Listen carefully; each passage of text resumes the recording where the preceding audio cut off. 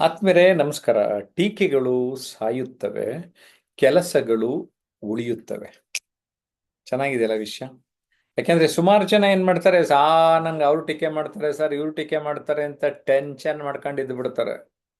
ಟೀಕೆ ಮಾಡೋರು ಮಾಡ್ತಾ ಇರಲಿ, ನಿಮ್ಮ ಪಾಡಿಗೆ ನೀವು ಕೆಲಸ ಮಾಡ್ತಾ ಇದ್ರೆ ಇವತ್ತಲ್ಲ ನಾಳೆ ಜನ ಗುರುತಿಸ್ತಾರೆ, ನೀವು ಜೀವನದಲ್ಲಿ ಅಭಿವೃದ್ಧಿ ಆಗಬಹುದು ಎನ್ನುವ ಸಂದೇಶವನ್ನ ಈ ವಿಡಿಯೋದಲ್ಲಿ ನೀಡ್ತಾ ಇದ್ದೇವೆ. ನಾನು ಮಾತಾಡೋದ್ರ ಜೊತೆಗೆ ನಮ್ಮ ಆನ್ಲೈನ್ ಸ್ಟೂಡೆಂಟ್ಸು ಮಾತಾಡ್ತಾರೆ. ಮೊದಲನೇದಾಗಿ ನಾನು ಅನಂತ ಕೃಷ್ಣ ಮೋಹನ್ ಅವ್ರನ್ನ ಮಾತಾಡಿಸ್ತಾ ಇದ್ದೇನೆ. ಎಸ್, ಅನಂತ ಕೃಷ್ಣ ಮೋಹನ್ ಅವರೇ, ಟೀಕೆಗಳು ಸಾಯುತ್ತವೆ, ಕೆಲಸಗಳು ಉಳಿಯುತ್ತವೆ, ಕಾಯಕವೇ ಕೈಲಾಸ, ಏನಂತೀರಾ? ನಮಸ್ಕಾರ ಸರ್, ಎಲ್ಲರಿಗೂ ನಮಸ್ಕಾರ. ಟೀಕೆಗಳು ಸಾಯುತ್ತವೆ, ಕೆಲಸಗಳು ಉಳಿಯುತ್ತವೆ. ಹೌದು ಸರ್. ಇವಾಗ ನಾವು ಎಷ್ಟೊಂದು ಮಹನೀಯರು ನೋಡ್ತಾ ಇದೀವಿ. ಇವಾಗ ಬಸವಣ್ಣವರಾಗಿರ್ಬೋದು, ಸಾಯಿಬಾಬಾ ಸತ್ಸಾಯಿಬಾಬಾ ಅವರಾಗಿರ್ಬೋದು, ಅವ್ರನ್ನೆಲ್ಲ ಅವ್ರು ಏನ್ ವರ್ಕ್ ಮಾಡಿದಾರ, ಅವ್ರು ಸತ್ರು ಕೂಡ ಅವರು ಮಾಡಿರುವ ಒಂದು ಕೆಲಸಗಳು ಏನಿದಾವಲ್ಲ ಅವು ಇವತ್ತು ಜೀವಂತವಾಗಿದೆ. ಇವಾಗ ನೀವು ಜಯಪ್ರಕಾಶ್ ಸರ್ ಅವ್ರದ್ದು ಏನೇ ಟೀಕೆಗಳು ಇದ್ರು ಕೂಡ ನಾಳೆ ಮುಂದೆ ನೀವು ಬರ್ದಿರುವಂತಹ ಪುಸ್ತಕಗಳು ಅವು ಕೆಲಸ ಮಾಡ್ತೇವೆ. ಅವು ಒಬ್ಬರ ಲೈಫಲ್ಲಿ ಎಂಟ್ರಿ ಆಗ್ಬಿಟ್ಟು ಅವು ಒಂದು ಒಳ್ಳೆ ಮಾಹಿತಿ ನೀಡ್ತೇವೆ.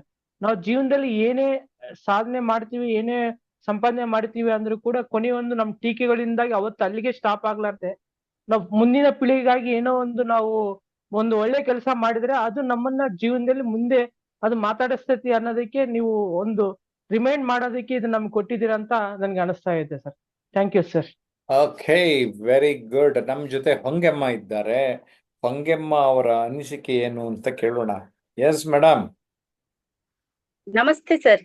ನಮಸ್ತೆ ಸರ್, ಯಾವುದೇ ಒಂದು ಕಾರ್ಯ ಆಗ್ಲಿ ಪ್ರಶ್ನೆ ಮಾಡದೆ ಬರೀ ಟೀಕೆಗಳೇ ಮಾಡುತ್ತಾ ಇದ್ದರೆ ನಾವು ಅದು ಶ್ರಮ ಪಡದೆ ಇದ್ದರೆ ನಾವು ಉನ್ನತ ಸ್ಥಾನಕ್ಕೆ ಹೋಗಲು ಸಾಧ್ಯವಾಗುವುದಿಲ್ಲ.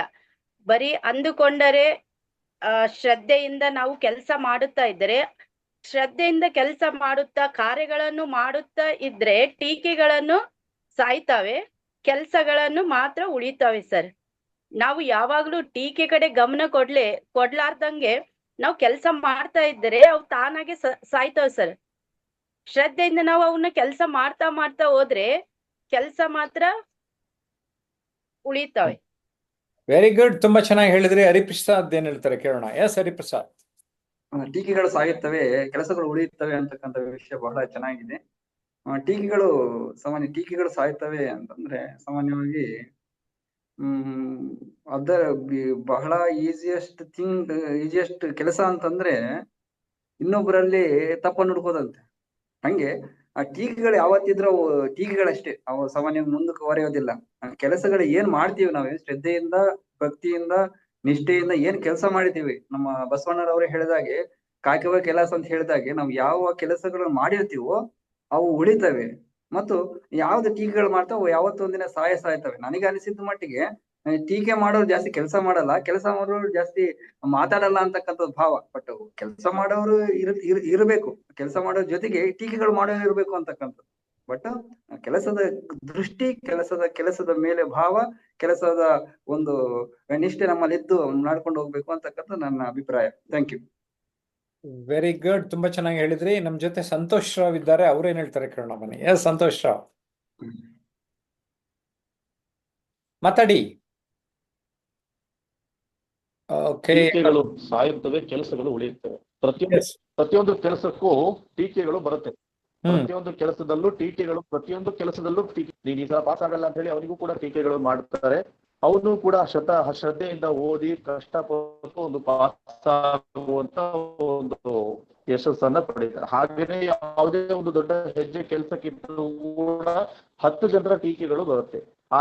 ನೋಡ್ಬೋದು ಸರ್, ಇವತ್ತಿನ ದಿನ ಸುಮಾರು 12ನೇ ಶತಮಾನದಲ್ಲಿ ಬಸವಣ್ಣನವ್ರು ಏನು ಹೇಳಿದ್ರು, ಕಾಯಕವೇ ಕೈಲಾಸ. ಇವತ್ತು ಅವ್ರು ಹೇಳಿದ ಮಾತು ಇವತ್ತಿಗೂ ಕೂಡ ಜೀವಂತ ಇದೆ, ವಸ್ತುಸ್ಥಿತಿ ಕೂಡ ಇದೆ ಸರ್. ಅದರ ಸಲುವಾಗಿ ನಾವು ಯಾವುದೇ ರೀತಿಯ ಟೀಕೆಗಳನ್ನ ಕಿವಿಗೊಡದೆ ಇವತ್ತು ನಾವು ನಮ್ಮ ಮುಂದಿನ ಕೆಲಸಗಳನ್ನ ಮಾಡ್ತಾ ಇದ್ರೆ ನಮ್ಮ ಪ್ರತಿಫಲ ತಾನಾಗಿಯೇ ಸಿಗುತ್ತೆ ಸರ್. ಉದಾಹರಣೆ ಹೇಳ್ಬೇಕಂದ್ರೆ ಅಟಲ್ ಬಿಹಾರಿ ವಾಜಪೇಯಿ ಅವರು ಸರ್, ಬಿಜೆಪಿ ಅವತ್ತು ಸ್ಟಾರ್ಟಿಂಗ್ ಅಲ್ಲಿ 2 ಸೀಟ್ ಸಿಕ್ಕಾಗ ಇಡೀ ಪಾರ್ಲಿಮೆಂಟ್ ಅಲ್ಲಿ ಅವರಿಗೆ ಟೀಕೆ ಸುರಿಮಳೆ ಇತ್ತು ಸರ್. ಯಾರು ಅವ್ರನ್ನ ವಿಶ್ವಾಸಕ್ಕೆ ತಗೋತಿದ್ದಿಲ್ಲ. ಇವತ್ತು ದೇಶದ ಅತಿ ದೊಡ್ಡ ಪಾರ್ಟಿಯಾಗಿ ಬೆಳೆದಿದೆ.